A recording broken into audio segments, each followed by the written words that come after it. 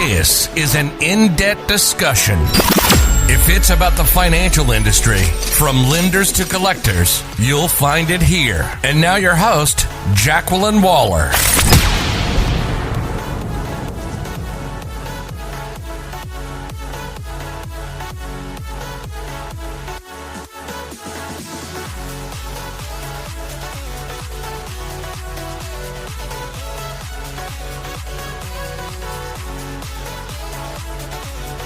Thank you, everyone, for joining us today. And on an in-depth discussion, we have an amazing guest, Josh David, who grew up in a family of 10, son of a serial entrepreneur, grew up rather quickly being one of the older siblings, spent 6 years in the United States Submarine Service, spent 5 years owning a company that provided instructional technology to the K-12 sector.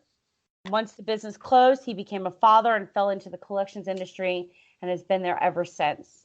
And so he cut his teeth at one company for 2 years and then became part of the KBM Family 8 years ago, this coming December. And he heads up the client development department there at KBM, and his role is to create and build business and interpersonal relationships that are based in two principles: trust and transparency. With that foundation in place, the partnerships become sustainable and much more profitable over time. He's 100% sold out on the idea of leading with a servant's heart, selflessness over selfishness, and have the conviction to be morally and ethically sound in who he is, inside and out of the office. He's a single dad of two awesome little girls, 4 and 8. And if he's not home working on his DIY project, you'll find him on the golf course or the beach. That's quite the bio, Josh. Thanks for sharing that. Well, leave no stone unturned, you know? Right, exactly. So, well, thanks for coming on today. Truly appreciate it. Thanks. And and so it's quite the history. And so I know that KBM is one of, you guys are a commercial collection agency, and you're one of the commercial collection agencies that has been certified within the industry. And so with commercial collections, what do you think is the difference and why it's important, and what stands you guys out separate outside of other organizations? I've listened to some of your podcasts. A lot of them are, I think, built around the consumer collections, or at least the ones that I've listened to. And the FDCPA, the Fair Debt Collections Practices Act, lends itself as, we'll say, a guideline or rules and regulations for consumer debt, as I understand it. In the commercial sector, FDCPA does not apply. It holds no water in our industry. And so, how you vet or how you, partner with agencies out there, I've heard everything from a phone book to Google searches to, hey, we were referred to you by a friend of ours, a business partner. But how do you know who you are climbing into a partnership with? Right. So there is the IACC, the International Association of Commercial Collections, and the Commercial Law League of America, the CLLA, which created an accreditation program. There are certifications, not just being a member of an association, but actually carrying an accreditation that's a lot higher than, we'll say, the run-of-the-mill agency, is what separates, I think, us from the rest.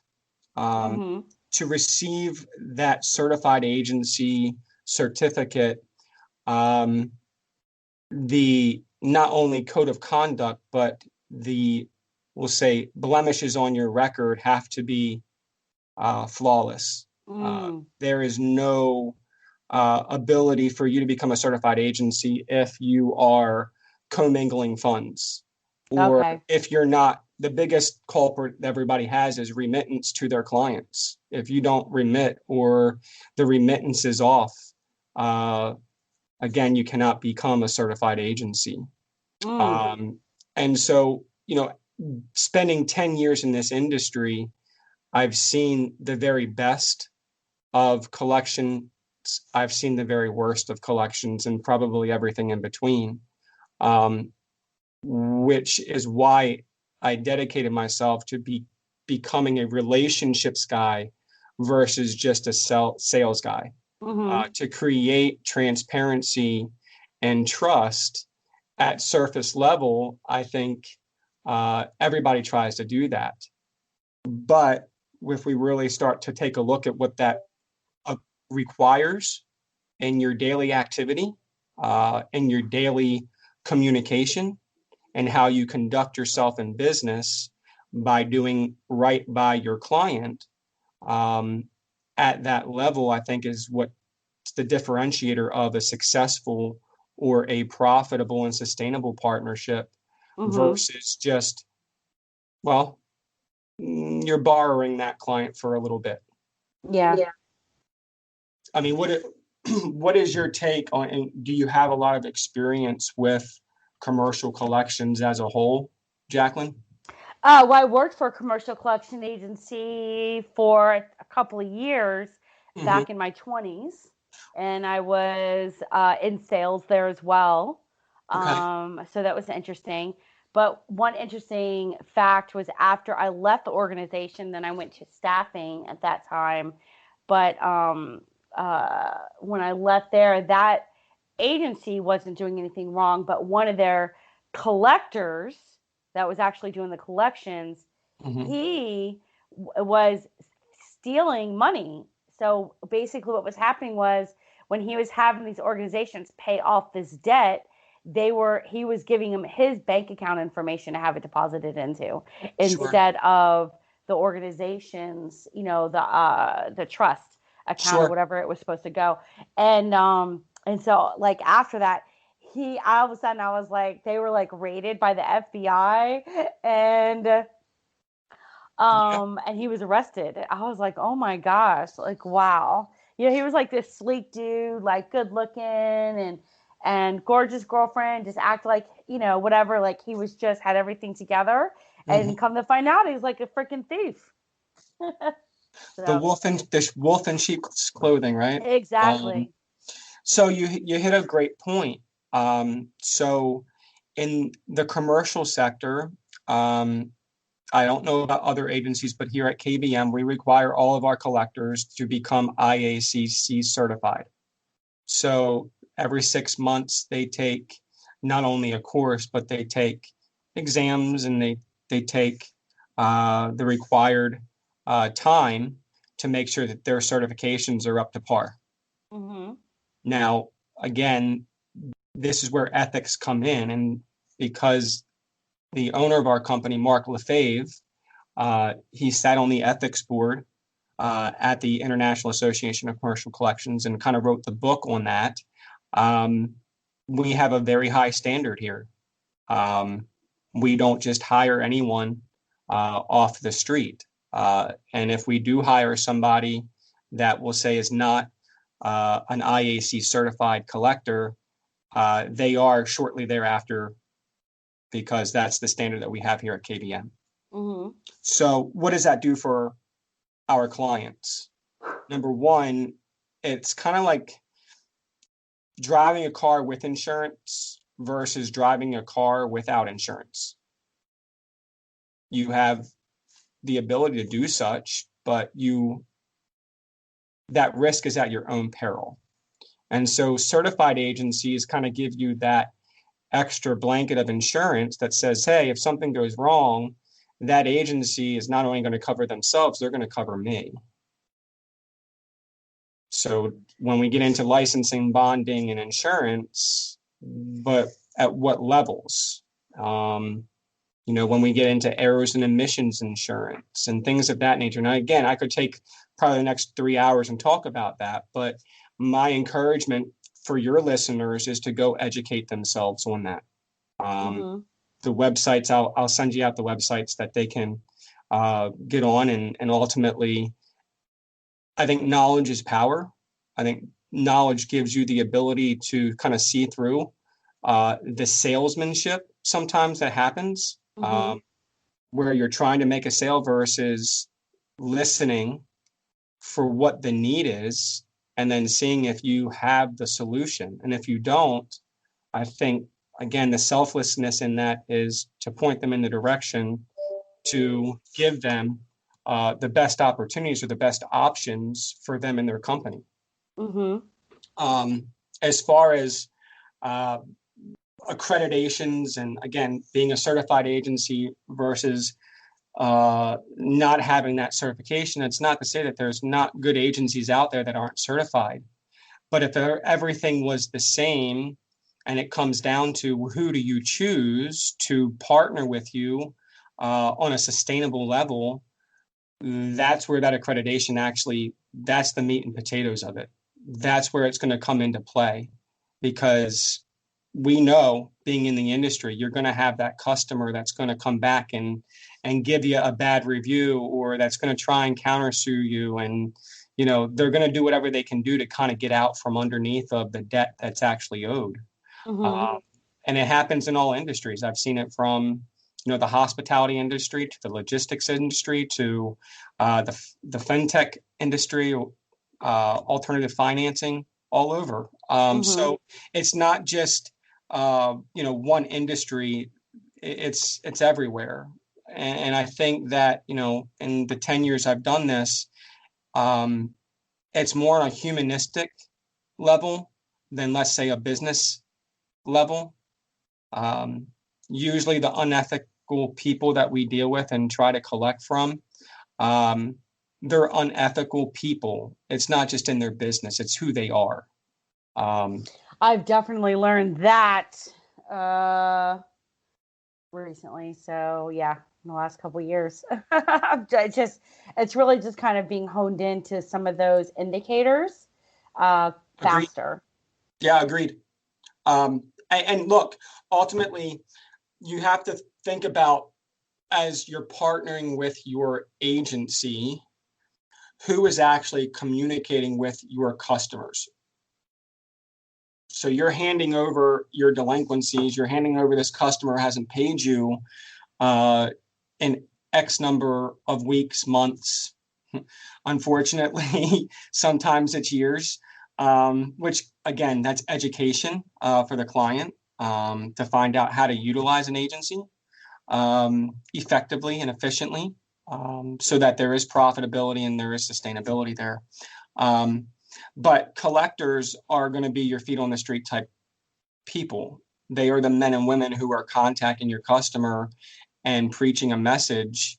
And really, the more successful, we'll say, agencies are agencies that can keep a very high tenure of their people.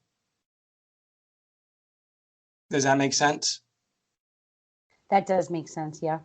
So 2 thoughts. Number one, the most expensive thing that a company is going to have to deal with is turnover in their company. Their employees that they can't keep cost them dramatically more than anything else that they're going to experience. Here at KBM, we have a very high tenure. So pretty much obviously you've been there 8 years? And I'm one of the newbies. Most people have been here since the inception of the company, which is, let's call it 18 years. We're coming into our 18th year. So the collectors here have all been with the company for at least 10, 12 years.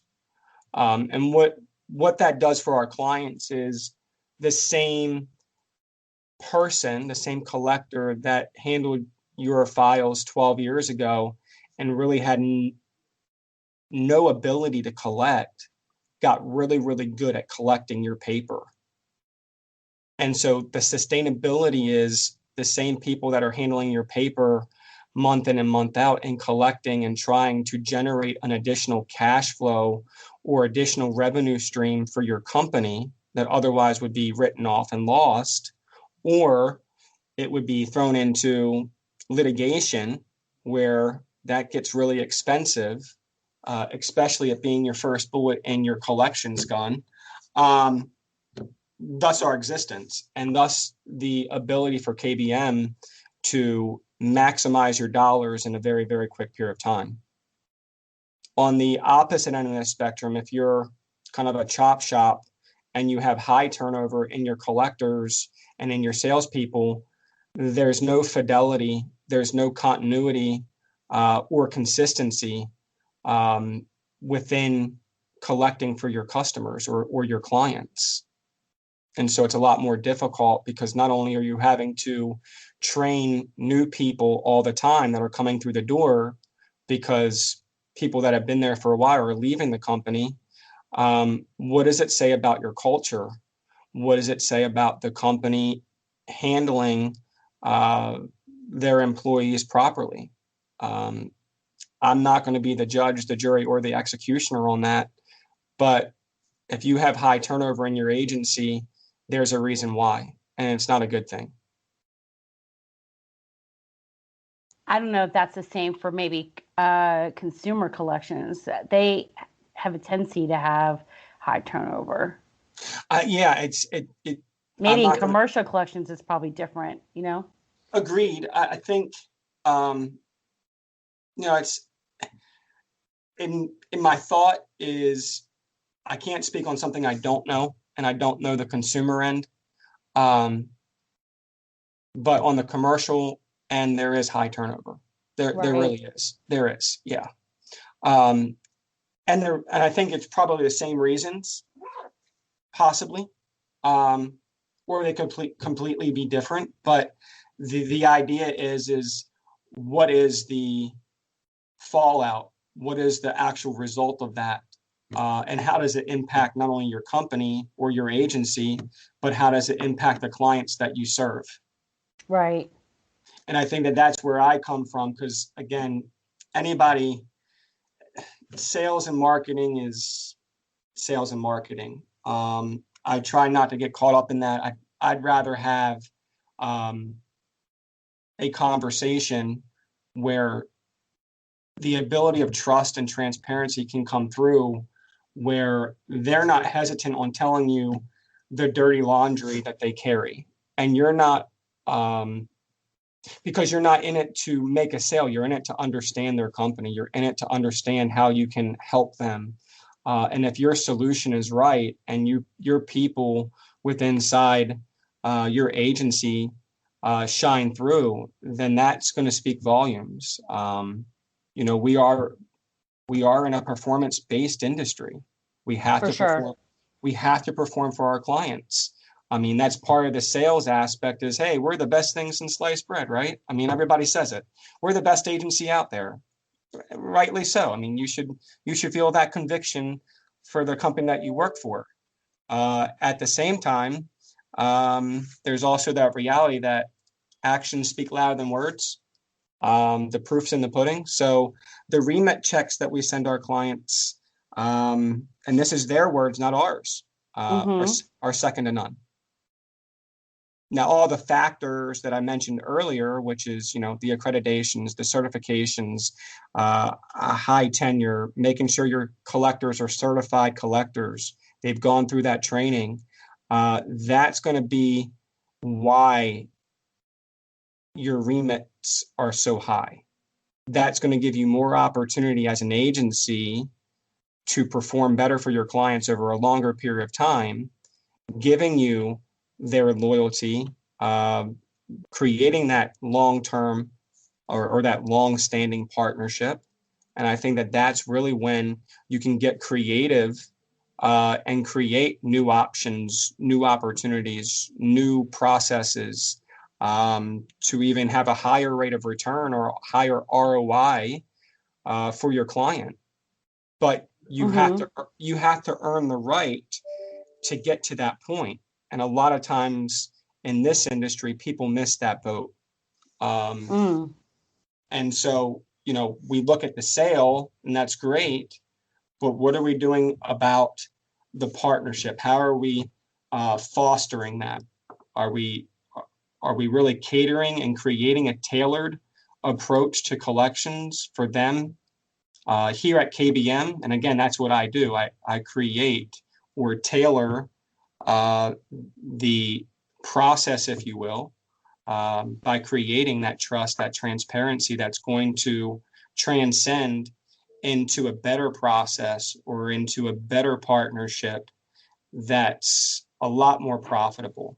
But you can't get there until the other person on the end of the line trusts you and trust your company to do right by them.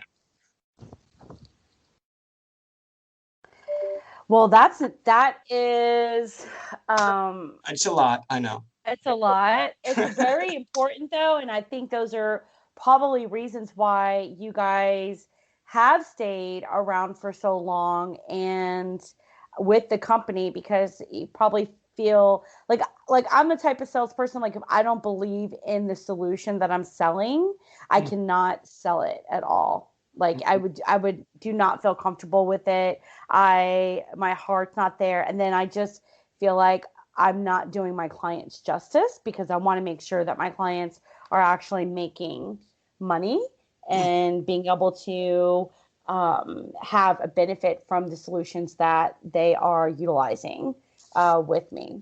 Sure. So, how do you measure that? I mean, in from your standpoint, how do you assess that? How do you measure success as it relates to? So with our data solutions, I want to know that the verified products that they have purchased. So for example, with you guys for verified commercial bank account, or even consumer, if you have a personal guarantee, property, annuity information, stuff like that. I want to know that the data has been good and you guys have been able to actually, that you guys have actually been able to garnish and collect and then drive revenue back into KBM and also for your clients. And also, has our data been able to help you all perform in such a way that you've been able to grow your business and drive more clients as well? Perfect. I mean, I think that and it's not necessarily customer service, but it's performance based. It's seeing what was said or what was sold to you in the very beginning is actually coming to fruition. It's actually being done. I'm not a big believer in people that overpromise and underdeliver. It's why I've become disenchanted a little bit with sales. So that's why, again, I create relationships with people that are in decision-making roles in companies, and we have a conversation. And during that conversation, it's going to be made known whether they're interested in our solutions or not. Not because I'm kind of spoon feeding it to them. It's because they're actually engaged. They're inquisitive of what makes us different than everybody else. Why are you having the success that you're having? So word of mouth is always going to be your best, tool to be able to kind of reinforce that. But I think at the end of the day, as you deal with decision makers in companies, CFOs, CEOs, credit managers, financial directors, and there's probably a long list of of titles, and that's fine. But the idea is, when they call you or you call them and you have that conversation with them, are they leaving with something that's going to be able to be tailored enough for them? And Right. they see the solution, and they most importantly, they see the actual return on their investment, and not necessarily investment in dollars and cents, because we're contingent. We have to collect in order to participate in commissions or fees or things of that nature. But to get to that point, they still have to take time and they have to invest their time and man hours to be able to put into you and the partnership. I've always believed, that's really where the relationship starts. When they start asking you things and you start asking them things, and you're engaged in dialogue about solving a problem that they have, and then that solution works for them, you have a client for life. And the big thing is you don't lose them by cutting corners. Exactly. By, partnerships, and look, 50 and 60-year-old marriages, they don't last because there weren't tough times. Right. They just didn't quit on each other. So, I take kind of a book out of my dad's page, who, again, has been married for almost 50 years, had 8 kids together with the same woman. You better believe that there were problems. In fact, I know that there were problems. I've witnessed it firsthand, but they didn't give up on each other. They chose to keep the partnership intact. So that sometimes requires sacrifice. And that's where that selflessness versus selfishness comes into play. I see so many agencies out there where they are so hardcore on every dollar and cent. And it's like, well, really ethically, this is wrong. And it ruins a relationship. I mean, I'm just giving you a for instance, but the idea is, in a partnership, that give and take, it's not, it lends itself to business, not just in interpersonal relationships. Business relationships need to trust one another. I've worked with clients that we don't even have a contract. It was done on a verbal agreement, and that was 8 years ago. So, and I have ones that have signed contracts, and we don't do business with them anymore because of unethical behavior on their part, not ours. Oh, wow. So, yeah, I mean, it's not, look, the agency, it's not always the agency's fault. No, I mean, there's obviously always two parties. It's not always going to be one person's fault, and all customers are not good customers either. So, agreed. Which is, well, I mean, they might not be good customers for you. Correct. And so the idea is, I talk about fidelity here a lot. Our primary sales staff probably is sick of me preaching that term, but it truly is where you're going to go when the going gets tough and everybody's kind of feeling the effects, or, during COVID. The great thing that KBM did, and because we've all worked here for such a long time, we were able to turn our process on a dime. 2009 housing market crashes, we developed a process that's a little bit different. Our collections tactics are all more bedside manner, more geared towards the customer, not necessarily just our client. And so what you have is, when COVID hit, we implemented that process, and we were able to do it within less than 24 hours. That's everybody working together like a well-oiled machine to not only leave the office and work remote, making sure all the technology is working, all systems are go, but also our collectors turning the normal collections process off and switching to a more tailored or focused or alternative type of collections. We did it seamlessly, flawlessly. Not every agency is going to be able to do that. And so these are things I think that companies are looking at as they're looking at partnerships or reevaluating customers, reevaluating credit terms or credit applications and what to add in or what to take out. Contract service agreements. You look at all those things that these decision makers in these companies have to deal with. You don't want to have to add on one more log to that fire, which is our agency going to be able to handle our clients in a certain way that's not going to alienate them, but it's going to give us client retention?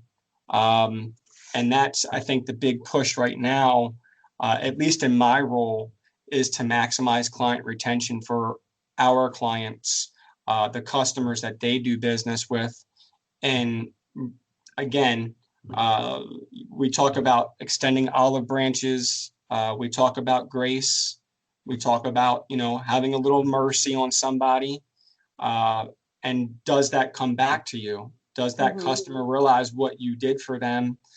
And will they acknowledge that and have a lot more loyalty to your or to their vendor or to the client? I think that that's really important right now in this landscape or in this environment that we're in. So what do you think are probably when a company is looking for a commercial collection agency to help with their debt, for commercial debt and so forth, what do you think is probably like the top 3 things that like questions that they could ask to make sure that they're doing business with the right organization? I think to start off, you got to go back to, there's thousands of agencies out there. I could ask a lot of different questions and probably come up with a lot of different answers, but it's your due diligence. And I think number 1 would be the accreditation. Again, there's 28 certified agencies out there. Most of them are in the continental United States.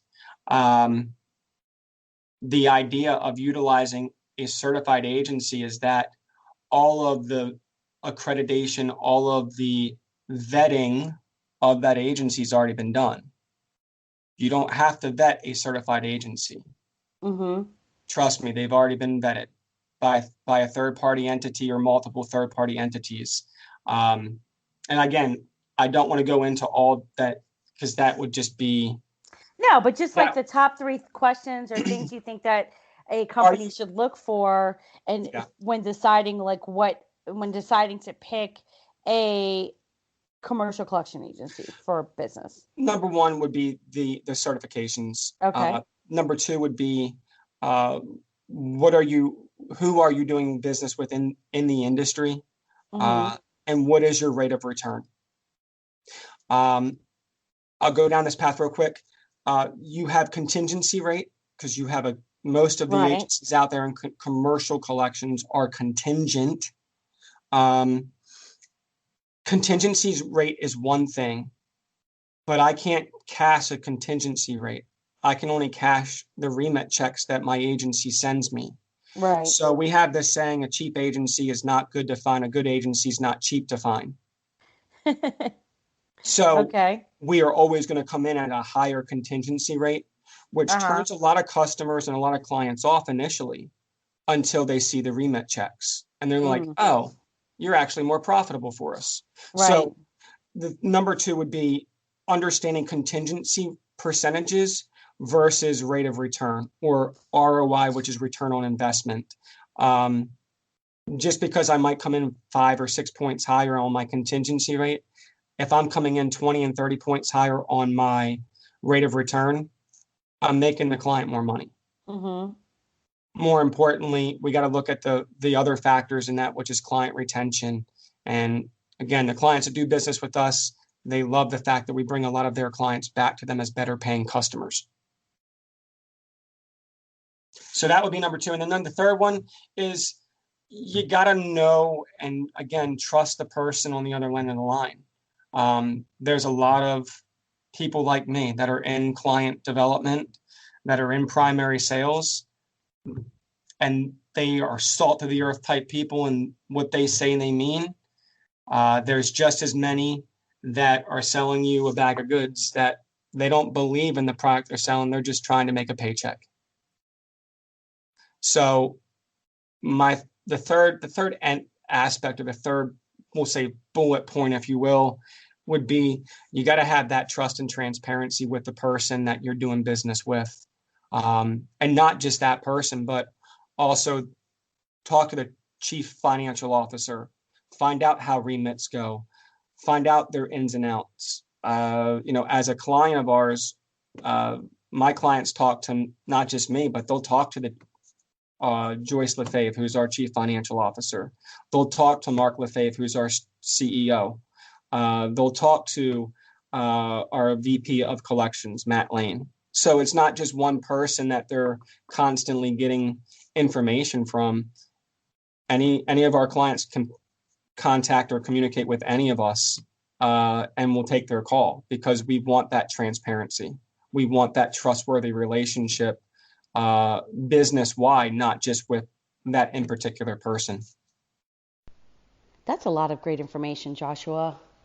Let's go ahead and take this moment to hear from one of our sponsors.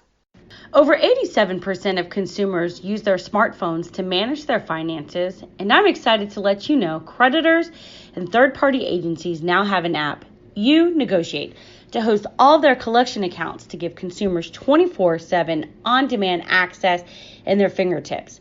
It's the first solution built together by consumers and creditors to create a win-win digital solution. Merchant processor agnostic, system of record agnostic, up and running in 48 hours or less, currently trending over 50% consumer participation. RNN is currently offering demos every Thursday. Call or text me directly at 954-393-5878 and let's get a demo scheduled. Is there any, so you personally do like a lot of business in merchant cash advance.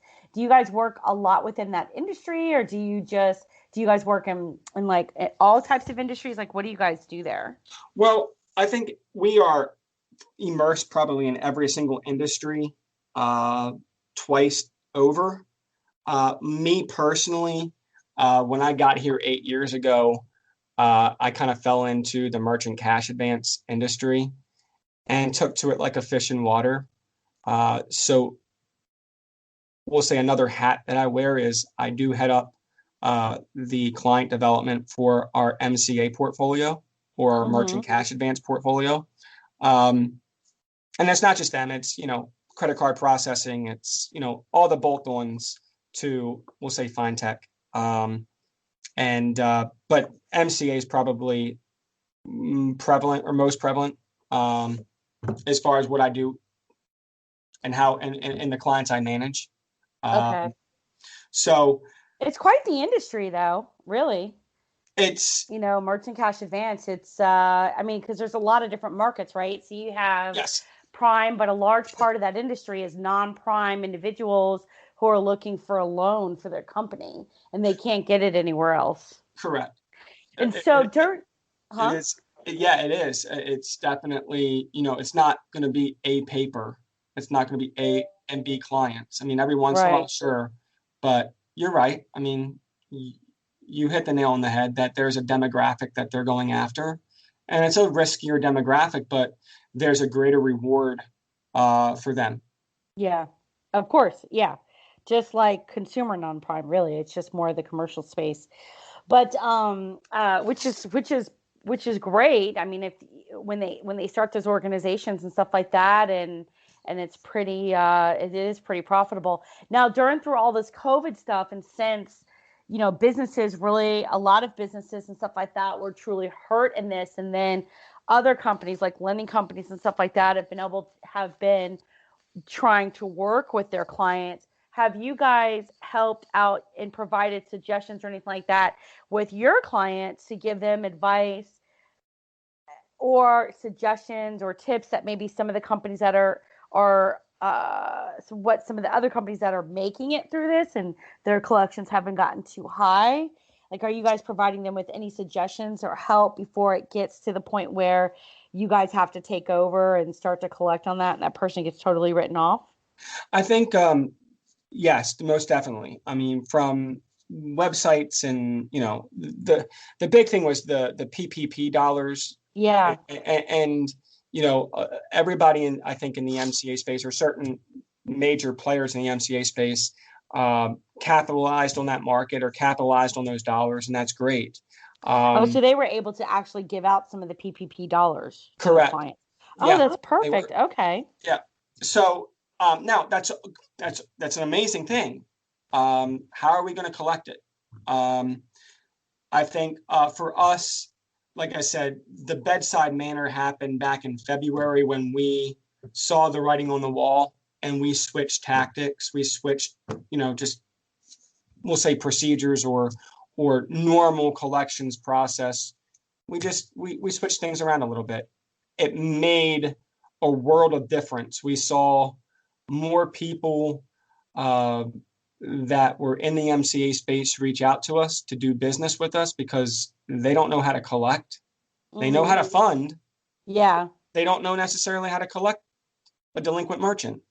Um, and so we were able to help them and give them some, we'll say, guiding principles, if you will, what to do internally, when to place the account for collections. A lot of the origination was slow. So it gave those companies a lot more time to look at the aging or their AR and see how many merchants were actually delinquent.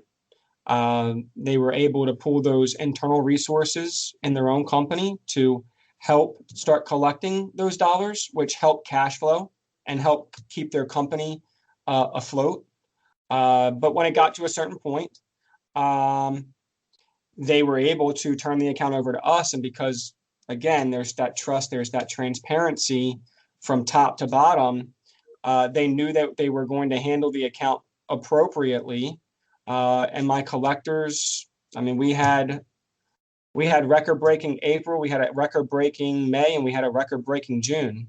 Wow, that's And this is amazing. all during COVID. I mean, and you ask, well, how Crazy, right? collect?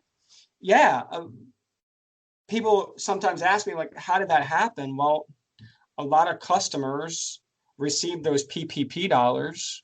Mm-hmm. They didn't necessarily bring back all their employees and put them on payroll. No, A no, lot of those dollars were used to pay off debt exactly. and to get out from underneath of what they were underneath so that they could, sustain their company. Right. And I'm not faulting them because I think if I was in the same position as a business owner and I had the ability to pay off debt, I'm going to, Yeah. because that makes me and my company, I just, it gives me the ability to live another day. Right. And I think that was a good thing overall. I mean, looking at the economy where it was and where it is now, I think we're continuing to recover. It'll be interesting to see what happens after the election, after the first of After the the year. election, yeah. This is really interesting, really. And it won't, again, I'm not going to get into the political spectrum there, but at the end of the day, a capitalistic market and being left alone is going to succeed. It's going to thrive. And that's Right. that's the great thing about, I think, our economy. But again, there's always the hand in the cookie jar and how many hands are in that cookie jar and how's it all look. So, business owners have a lot to deal with. Again, I do collections. I know it's not the most glamorous of all occupations, but But to help companies sustain themselves and drive revenue on with clients who have either been their own hardships or just defaulted and we're just like, screw it, sure. So I mean, some people don't have they don't have the dollars and cents to hire internal people to run an AR department. So, right. they outsource a lot. Like I said, the value in KBM is that, the companies, our competition that we've gone up against, we've never been in second place, not once. So we like competition because we thrive on it, and we like getting the gold medal. We like being number one. But at the end of the day, you can only get to that point by putting someone else's needs and wants and desires in front of your own. Right. And so, we are very client focused, making sure that we're doing everything in our power and in the resources that we have and the capabilities that we have here to make sure that, we're driving revenue, we're driving cash flow. We know it's a performance business.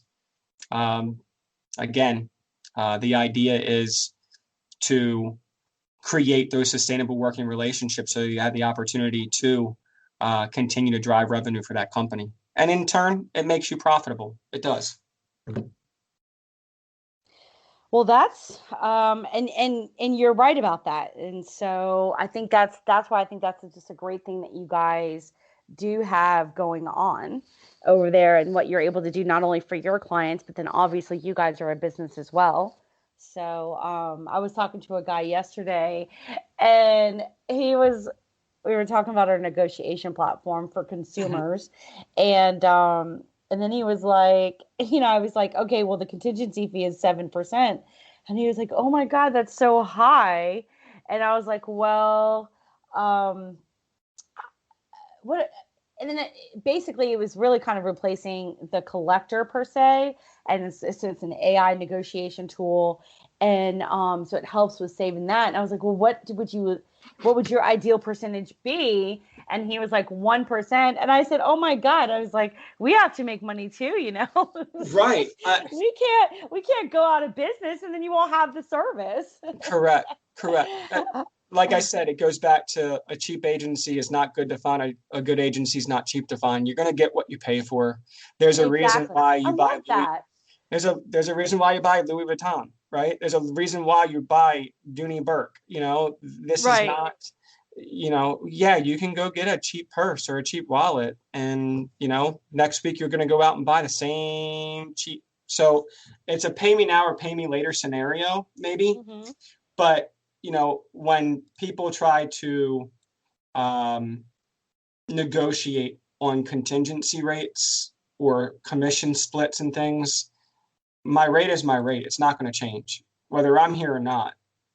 This is the value that we bring, and my value is worth X percent. Mm-hmm. And I can speak confidently on that. If you're shopping for rate or contingency rate versus rate of return, number one, I'll be humble enough to say you probably shouldn't be in that position. Number two, we're not going to do business together. Yeah. And I can let a prospect know that. And it's not mean, it's matter of fact. Right. I want business, but it has to be done here because I'm not going to shortchange my processes over here. The rate is what the rate is, so that I can make sure that all those processes and all those things that we do here are paid for. And that's why you guys are able to collect more than, say, like an agency that has a smaller contingency fee, because they're really just trying to get the business, but they don't have the ability to deliver. Correct. I'm not a letter series type agency. Exactly. So he was trying to compare us really with like with that specific solution with like a standard payment portal, right? But that standard payment portal, which they were paying extra, which he shouldn't even have really, his merchant processor shouldn't even have been charging him for that. But he's paying an extra $2,000 a month for it. But it doesn't do anything but just accept payments, and that's it. So it doesn't have the ability to SMS text. And then one of the other things I had explained to him as well is like one of the great things about our company is like we are data. Now we are a fintech organization, but awesome. One of the cool things is like a lot of technology companies, they'll say, oh, you want to change a letter? That'll be $1,000. Like in this solution, which we wouldn't do that. We don't do that. I'm exaggerating, like with technology companies. Sure. I'm just joking around, but that's how it feels like, right? It's all about how, like a lot of times how it feels. And so really that's really just like, he just kind of laughed. He's like, well, okay, well, that makes sense. There's a lot of other value that you get sometimes when you're paying a little bit more for something. Hopefully a lot of times when companies like yourself that can call for that, and then you've had clients that you've had for years, it's driving that. You have that value that goes to the client that says, hey, this is why we can command this much of a percentage or whatever, but you also will have a higher revenue dollars being delivered back into your organization. Sure. Right. And again, I think that from a client's perspective, like when they start to number crunch, they see the writing on the wall. They know who's more profitable. Right. Ultimately, I think the stereotype's always been, try to get the contingency rate down. And that's usually some mid-level manager. Yeah. But what they don't understand is every percent I give up, there's some process that I have to shortcut on my end because I have to still be profitable for us. Mm-hmm. And so, they wind up shooting themselves in the foot. Now, can you have that conversation with that person? Sure. Or you just go to the CEO and say, look, it's costing you money, and here's the report, and here's the analysis, here's the empirical data. I was on LinkedIn the other day, and there was I forget his name, but very, very smart, kind of speaker type, public speaker. Is it Gary Vaynerchuk? Yes. Well, I follow Gary a lot. But it wasn't him that said this? No, it was Mike okay. Benetti, I think his name was. But again, he's in the same circle as Gary. He's in the same circle as, everybody there at VaynerMedia. I think one of the things that those people that speak about human resources more than I think sales and marketing, but it goes along with people, is that, you have to sell from the heart. You have to, you can't be an empty suit. You got to put yourself out there in order to have other people put themselves out there. And when you can connect on that level, it's almost humanistic, or that humanity. We can talk about anything, not just about business. We can talk about, dare I say, religion and politics. So, that's good. But the idea is if I've earned the right and we have that relationship, we can talk about the dirty laundry. Right. We can talk about, that one account that you haven't let anybody in on. Why? Because there's trust in who we are as people. There's transparency in who we are as people. And I think that that's missing in sales overall. But I also think that that's really missing in our industry, and how we are servants, or we have acts of servitude. I posed the question for everybody: where's your heart? Mm-hmm. When you're selling and you're talking to your prospect, or you're talking to your client, where's your thoughts? Where's your heart lie? Because it's going to give you a great equilibrium, or a great litmus test, if you will, on, are you doing right by them, or are you doing right by yourself? Mm. So that's why I say selflessness over selfishness. That's why I say, leading by the heart, or leading from the heart, selling from the heart. There's a great book by Larry Levine, I'm sorry. And he's on Facebook, but it's a book called Selling from the Heart. Mm-hmm. And it just talks about authenticity. It's a great book for any sales rep or anybody that's in sales and marketing. There's your plug, Larry. Yeah, hopefully he'll be listening. And he didn't even ask me. I mean, he didn't. I don't know. I know of him. I don't know him, but I got a lot out of his podcast. And then you can just say, skip to this point where I mentioned you. You're welcome.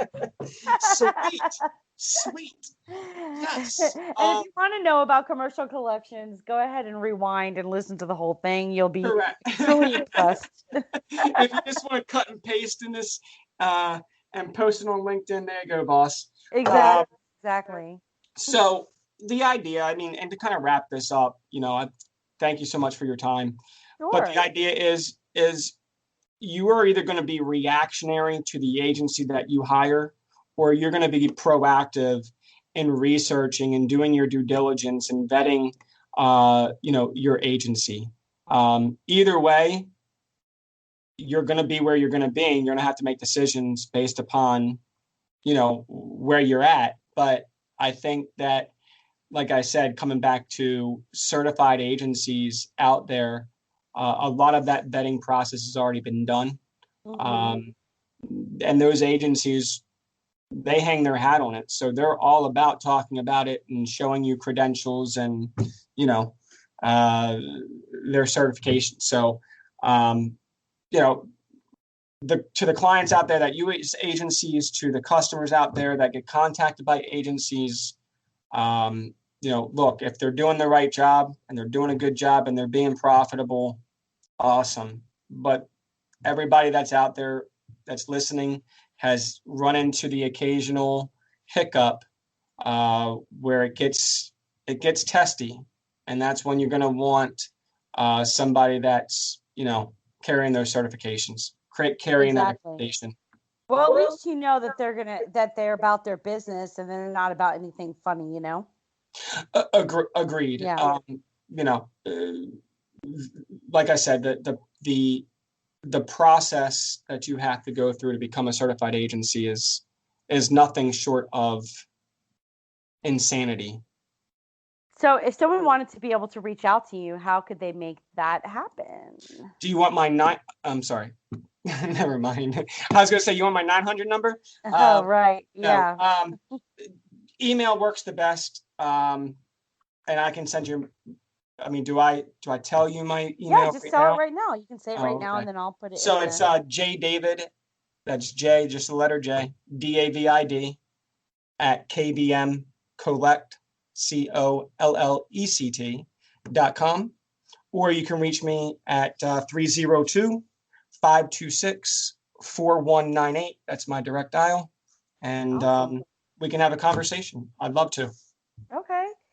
Well, Josh, it's been a pleasure. I'm so glad that you made the time to be able to get on an in-depth discussion podcast with us.